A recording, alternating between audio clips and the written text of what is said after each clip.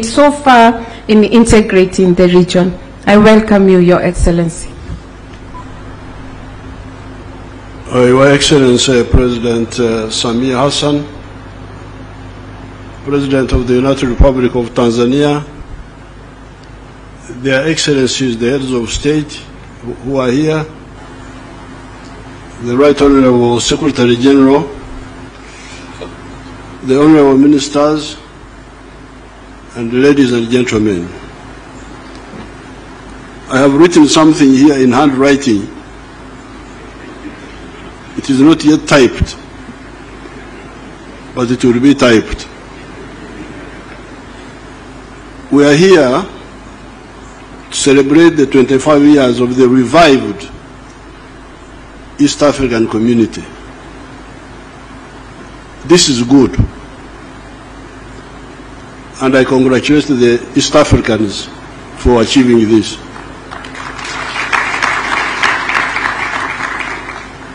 However, I propose that we also celebrate the more than 1,000 years of trade connectedness of this area.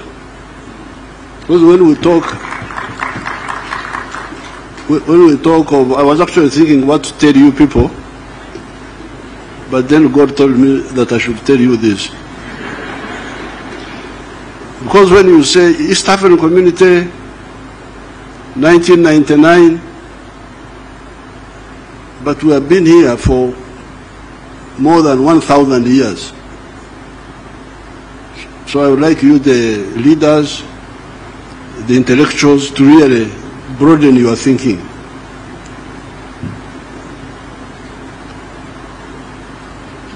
Now I have used the word trade connectedness of this area. Mark those words.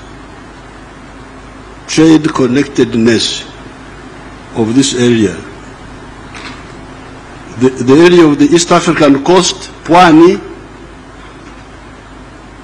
the savannah land of central Tanzania, and the Great Lakes.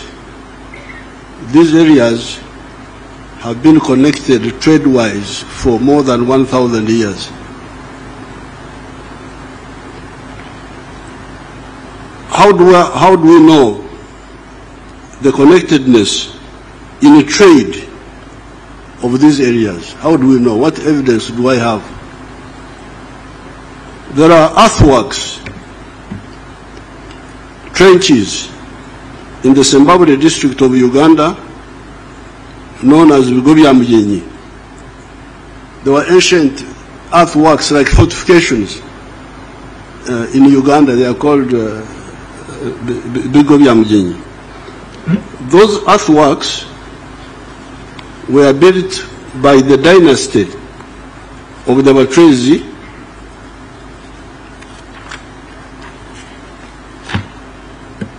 that had united a big chunk of that area for a number of centuries.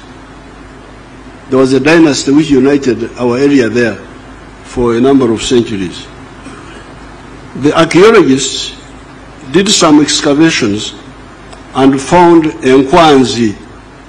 Nkwanzi in our local language, in Swahili I think you would say ushanga. Nadhani mnaziita ushanga. Ushanga meaning glass beads. Glass beads. They found cattle bones and engusio.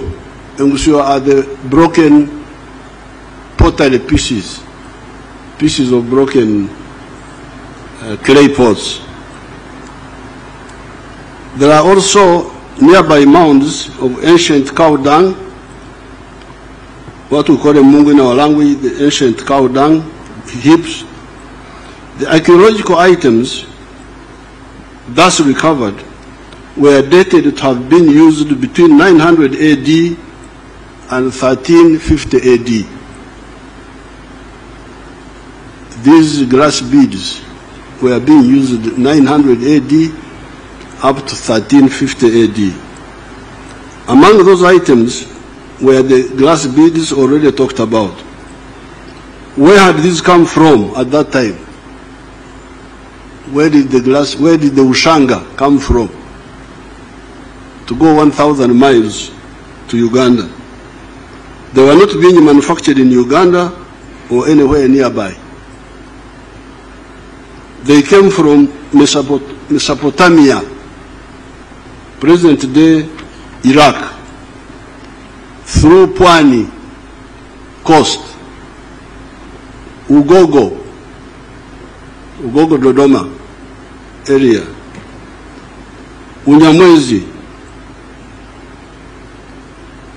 that is Tabora area, Usukuma, Mwanza, Buzinza huko mbele huko baada ya Mwanza, Karagwe, and eventually to Uganda. Therefore, there is no doubt that more than 1,000 years ago, this area was a connected trade area, CTA. Can we introduce that? Because you like to use, you like abbreviations. PTA, I don't know what, I don't know. So I have given you now a new one. CTA, Connected Trade Area.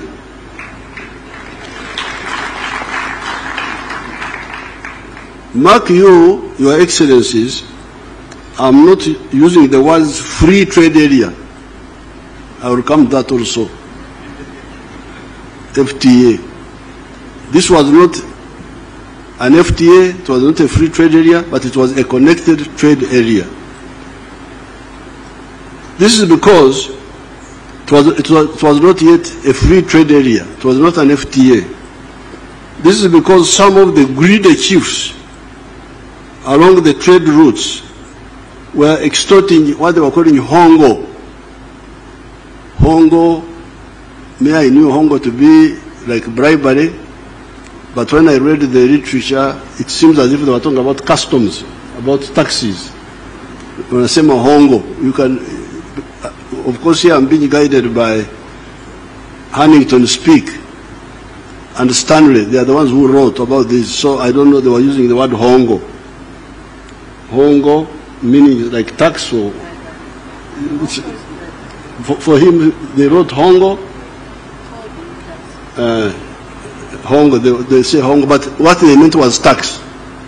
So these chiefs, some of them were extorting a lot of money from the traders, excessively taxing the traders. There was a notorious chief in Buzinza, known as what I came to understand as Ruswarura. When you read, I think it is Speak, understand, they write Saurora, but they were mispronouncing the name.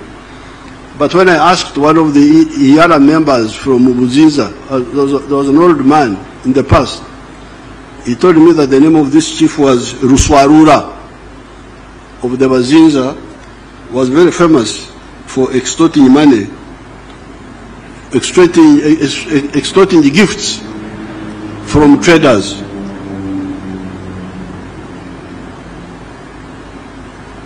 The other European travelers had written his name as Uswarura or something like that. He would extort a lot of what they were calling hongo, that's what they wrote, the Stanley or Speak, one of them, from the traders. But then there was the giant and the gentle Rumanyika of Karagwe, who would, on the other hand, give a lot of gifts and assist travelers. Rumanyika was very generous to the traders and to the travelers. Speak and Stanley wrote with a lot of praises about Rumanyika, the king of Karagwe. Therefore, our area was a connected trade area, but not a free trade area. Through Pwani, would get through coast. Pwani is coast. Through Pwani, would get Nkwanzi, glass beads, Emyenda, textiles, guns and gunpowder, etc. Out of the Congo forest, we would get a miringa, that is a brass or copper bracelets. They are called a miringa in our language. Engoro, those are ivory bangles made out of ivory. In Nyerere, they are worn by women. They are iron coils worn on the legs by women. In fact, when Mwalimu's name first came in the news, 1950s, they were saying Nyerere. We said this is. We thought it meant that in our area, but later on we were told it meant something slightly different. Amoshe, giraffe hair neck wear. From Buhaya, from the Bukoba area, we would get, our area would get a toma, back cloth. From Bunyoro, we would get umonyo, rock salt. Our ignorant chiefs kept that underutilization of our opportunities for all that time until the Europeans came and captured them. Because this area was connected trade-wise, but our chiefs never used it to consolidate it, so the Europeans came and captured the area.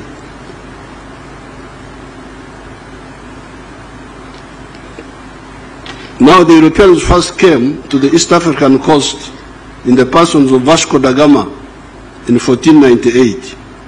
Then they disconnected our connected trade area when they colonized the region and fragmented it among the English, Kenya and Uganda, the Germans, Tanganyika, Rwanda and Burundi, Belgians, Congo, the British and the Egyptian South Sudan.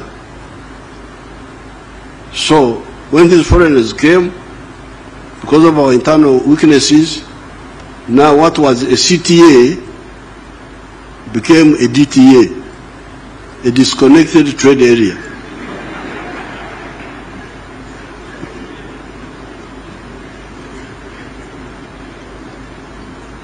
Thereafter, our CTA, connected trade area, became a DTA, disconnected trade area. This was the fault of the chiefs.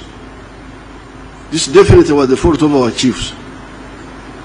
Vasco da Gama came here in 1498. That is when the first white man came to the East African coast, signaling a possible new danger to us. That's how they were called Wazungu. Because I think they were asked, what are you looking for? Tunazunguka.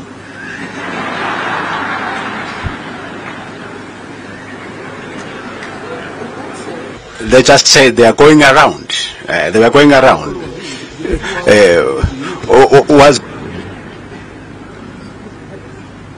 Now, Vasco da Gama came here in 1498. The Berlin Congress that partitioned Africa into colonies took place in 1884-85. This is a whole 386 years of our wonderful chiefs watching the danger coming and doing nothing about it.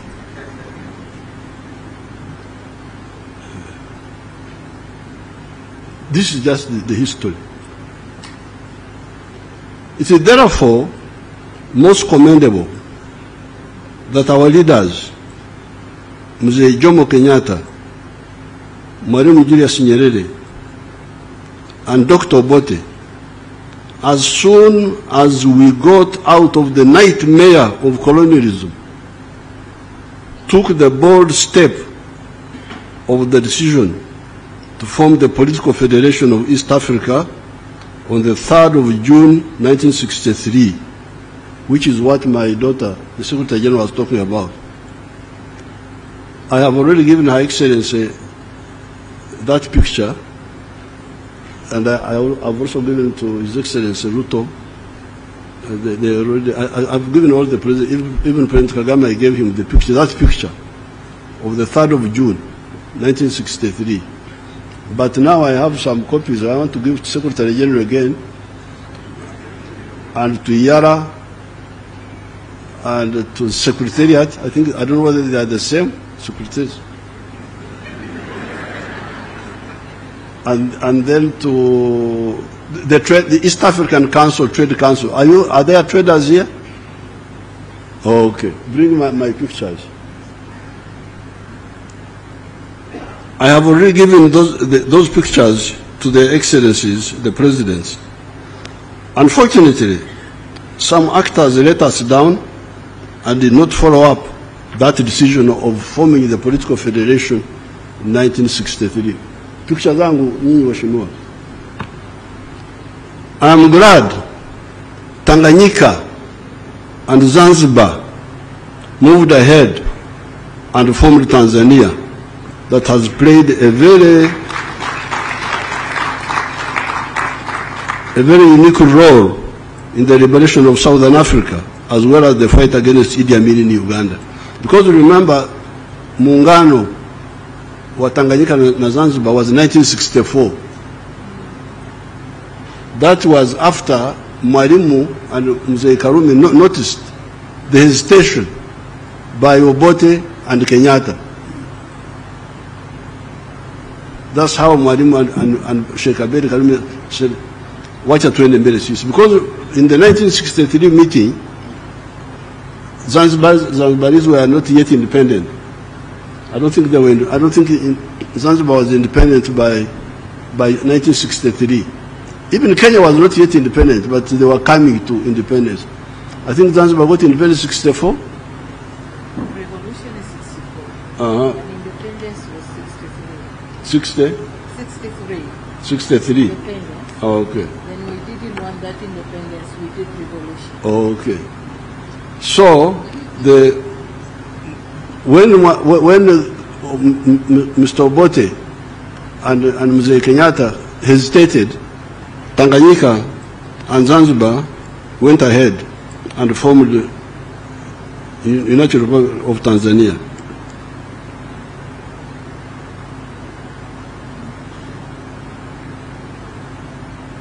As I said in Soroti the other day, we were in Soroti on another occasion, if that decision had been implemented, the one of 1963, there would have been no problem of Idi Amin in Uganda. Possibly the problems of Rwanda and Burundi could have been solved earlier and with less loss of blood, of life. The Federation of East Africa would have found it easier to deal with the problems of South Sudan and Somalia. We need to remind ourselves that when we had a connected trade area in this area, there was no country called United States of America. When we had the connected trade area here, when I could trade from coast to Uganda, there was no United States of America.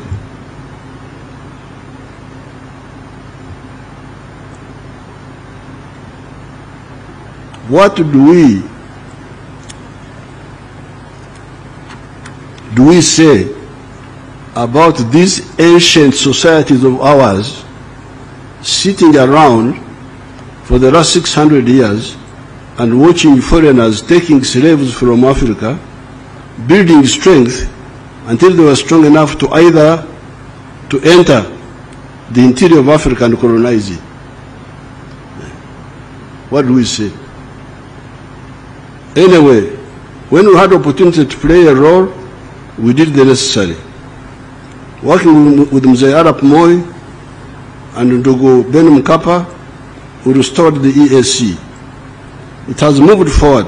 However, there are still obstacles that stunt the growth of these economies. Take the issue of banning products or unlicensing them so that they do not enter the other member states. You hear people saying that country X has a bumper crop this year and will therefore not allow products from the other countries to enter that market. What then happens is that producers of that product migrate to other enterprises and forget about the unlicensed product. 2 years down the road, you hear that there is a shortage in the same country X, and they want to buy the product. By that time, the product is no longer being produced in the country that was blocked. Even if Uganda is producing a lot of maize, for instance, we have never banned maize products from other East African countries. If we are producing maize, if we have a bumper crop, let other maize also come, and the Ugandans buy whatever is cheaper or better. Instead of saying, this year come, next year don't come, then what happens? I leave that business and do something else if there is no sufficient market. We have a lot of milk products. However, we have never banned milk products from other countries. The Ugandans, some of the Ugandans there, wanted me to ban Tanzanian rice. That mpunga wa Tanzania unaua walimaji wa mpunga wa Uganda. I said, if they are dying, they are dying easily. So if they are dying, let them die and we get more fit rice growers from Tanzania. I could not agree because, you see, there are 4 mistakes there. Number one, I am forcing Ugandans to buy more expensive rice of the inefficient Ugandan rice growers. That's mistake number one. Number two, I am undermining the Tanzanian rice grower, because if he's efficient, we should all encourage him so that he grows. But if we deny him the market by administrative means, then we are undermining him. Number three, I am also kulemaza. Kulemaza is our local word meaning to cripple my own rice growers. Because if you give them this artificial protection, they will never be efficient. Let them be efficient and compete with the Tanzanians. Why do you protect the inefficient? But number four, then if I ban Tanzanian rice, Tanzania italipiza kisasi, ban also something from me. Come on, Mom, I can't be part of that historical mistake. So I said, no, if you can't compete with rice, leave rice and do rice in chakula ya Wahindi na Wachina na watu wengine. Lima muhogo, which you can do better.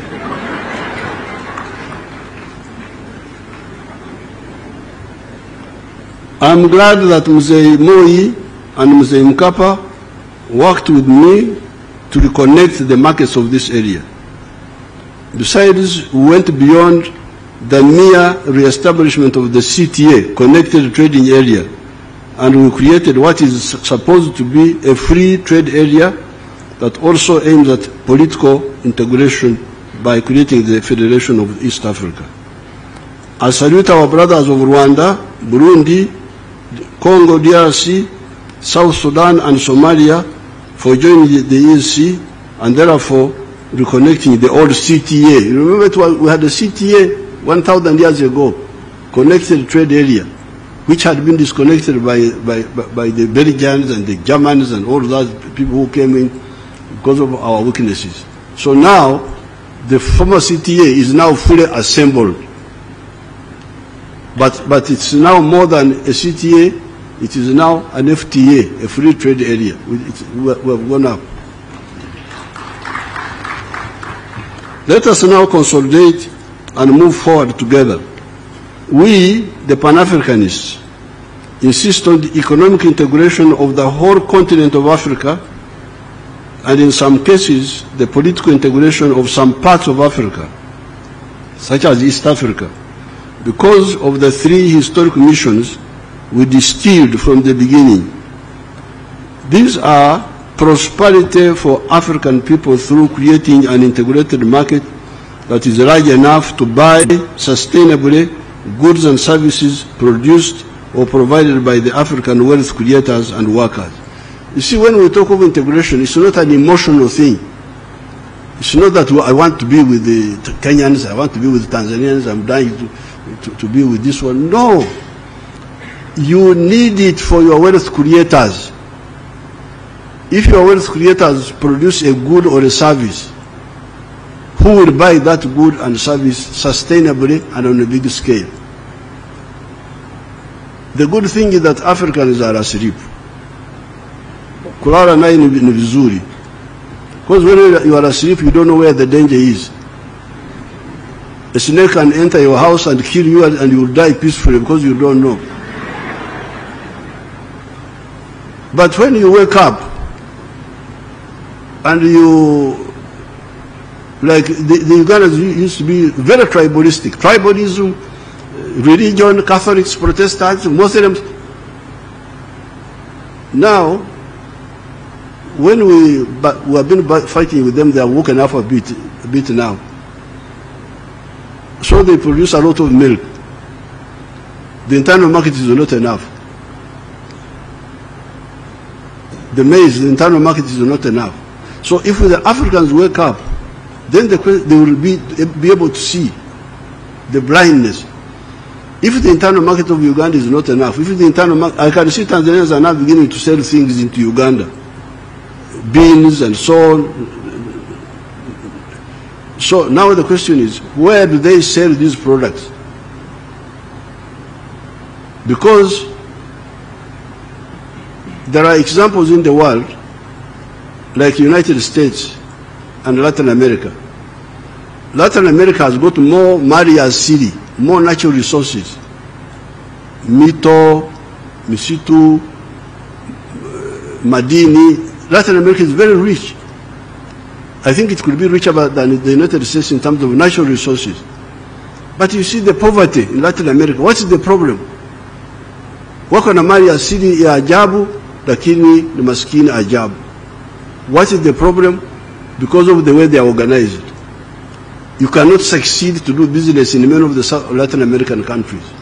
I think one of the reasons, that's why I heard that you had high-level experts and so on. These high-level experts could tell us, why is it that Latin America is in misery and the United States is very prosperous?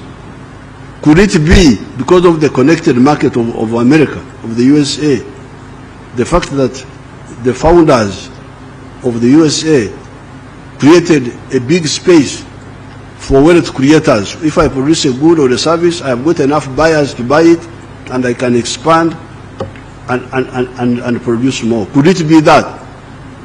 Let's get an answer from the experts. So, reason number one why we support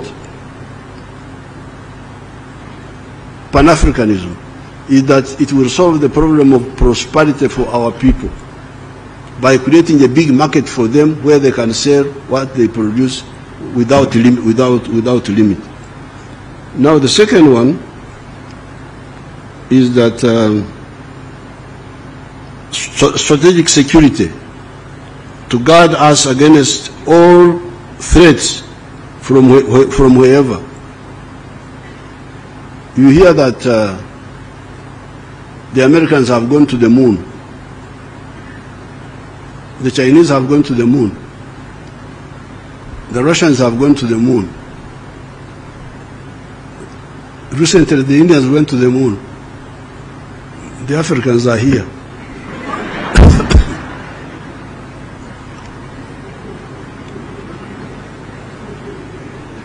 and they are not bothered. So, are we going to be like the chiefs? Because you remember the chiefs. You remember the chiefs.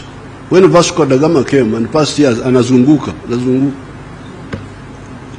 And they couldn't see the danger and wake up and unite us.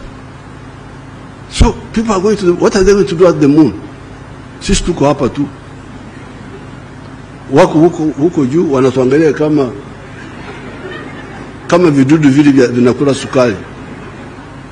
This is very dangerous. I'm glad you invited me. So that I tell you, because you are the ones who invited me.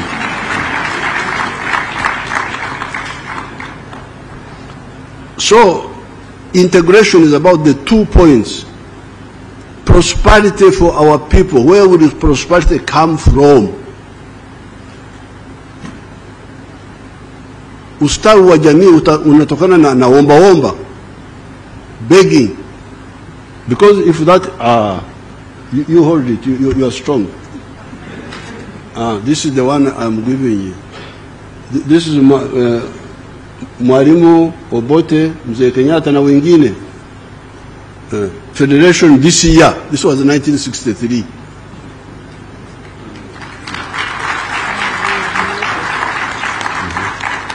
So one is for you again. The other one is for Iyala. The other one is for somebody else. You take them. So the strategic security is very dangerous. When you hear people going to the moon and we are here, Uganda is developing. Uganda will become, even Tanzania has joined Kenya joined the middle income status some time ago. Tanzania has joined. We also have joined, although they have not declared us. We are waiting for the headmaster to declare, I don't know.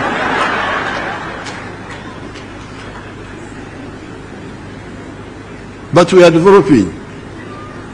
But even if we develop, even if Uganda becomes a first world country, can we afford to go to the moon? Can we afford? Why hasn't UK gone to the moon? They are here with us.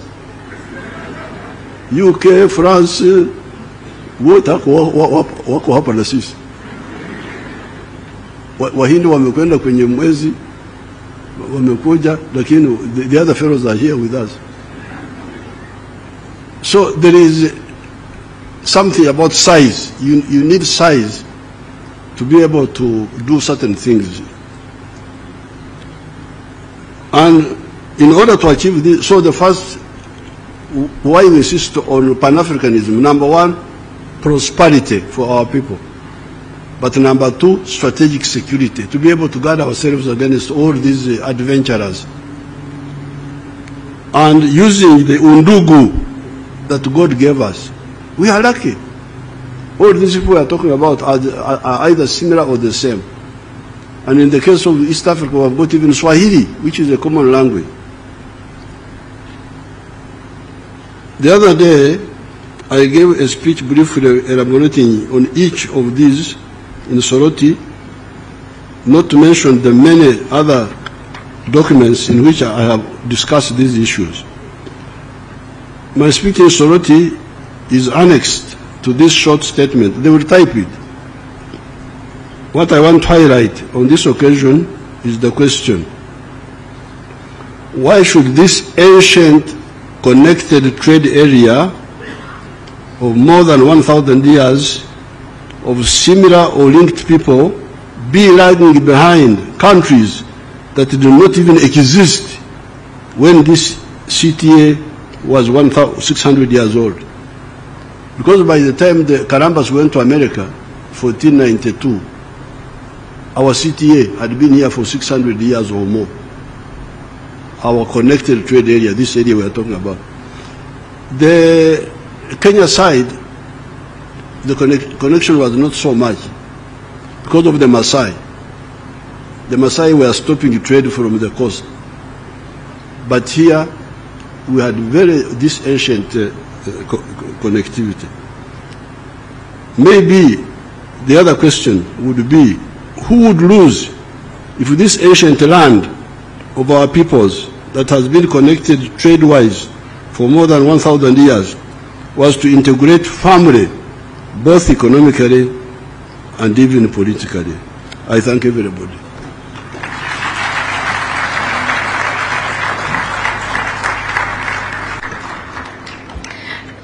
Thank you very much, Your Excellency, for those words of wisdom.